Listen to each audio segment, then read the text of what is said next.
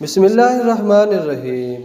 ابن عقیل اپنا واقعہ لکھتے ہیں کہ میں بہت ہی زیادہ غریب آدمی تھا۔ ایک مرتبہ میں نے طواف کرتے ہوئے ایک ہار دیکھا جو بڑا قیمتی تھا۔ میں نے وہ ہار اٹھا لیا۔ میرا دل چاہتا تھا کہ میں اسے چھپا لوں، لیکن میرا ضمیر کہتا تھا ہرگز نہیں، یہ چوری ہے۔ بلکہ دیانتداری کا تقاضا یہ ہے کہ جس کا یہ ہار ہے اسے میں واپس کر دوں۔ چنانچہ میں نے مطاف میں کھڑے ہو کر اعلان کر دیا کہ اگر کسی کا ہار گم ہوا ہو تو آ کر مجھ سے لے لے۔ کہتے ہیں کہ ایک نابینا آدمی آیا اور کہنے لگا یہ ہار میرا ہے اور میرے تھیلے میں سے گرا ہے۔ میرے نفس نے مجھے اور بھی ملامت کی کہ ہار تو تھا بھی نابینا کا، اس کا کسی کو کیا پتہ چلتا، چھپانے کا اچھا موقع تھا۔ مگر میں نے وہ ہار اسے دے دیا۔ نابینا نے دعا دی اور چلا گیا۔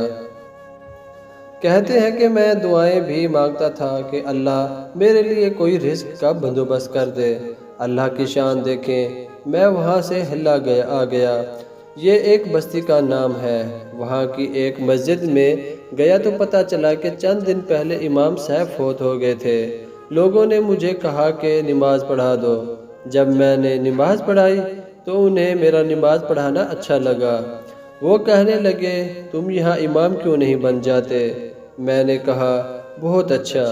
میں نے وہاں امامت کے فرائض سر انجام دینے شروع کر دیے۔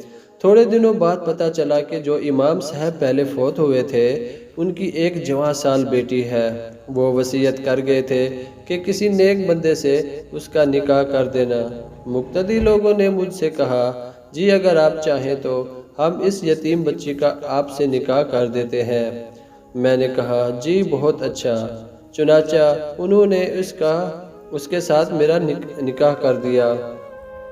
شادی کے کچھ عرصے کے بعد میں نے اپنی بیوی کو دیکھا کہ اس کے گلے میں وہی ہار تھا جو میں نے طواف کے دوران ایک نابینا آدمی کو لٹایا تھا۔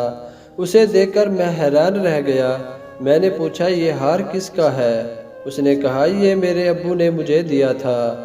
میں نے کہا آپ کے ابو کون تھے؟ اس نے کہا وہ عالم تھے، اس مسجد میں امام تھے اور نابینا تھے۔ تب مجھے پتا چلا کہ اس کے ابو وہی تھے جن کو میں نے وہ ہار واپس کیا تھا۔ میں نے اس کو بتایا کہ یہ ہار تو میں نے ان کو اٹھا کر دیا تھا۔ وہ کہنے لگی کہ آپ کی بھی دعا قبول ہو گئی اور میرے ابو کی بھی دعا قبول ہو گئی۔ میں نے کہا وہ کیسے؟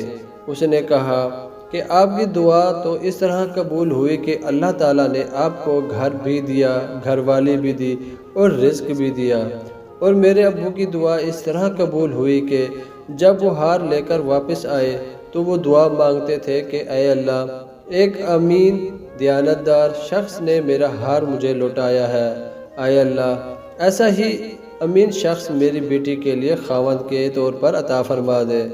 اللہ نے میرے باپ کی دعا بھی قبول کر لی اور آپ کو میرا خاوند بنا دیا۔